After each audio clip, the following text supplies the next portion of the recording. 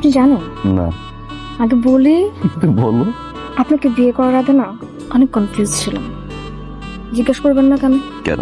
কারণ হচ্ছে আপনি তো দেশের বাইরে থাকেন, আমি হলাম এখানে থাকি। ওই সময় ভাবতাম যে তুমি কি অ্যাকচুয়ালি আমাকে বুঝবা নাকি বুঝবা না, কিন্তু এখন কি মনে হয় জানেন, তার আগে ডিসাইড করেন কোনটা বলবে, আপনি না তুমি? তুমি তো সবসময় বলি, আর আপনিটা হলো একটু বেশি ভালোবাসলেন। ও, তার মানে আপনি এখন বেশি ভালোবাসেন?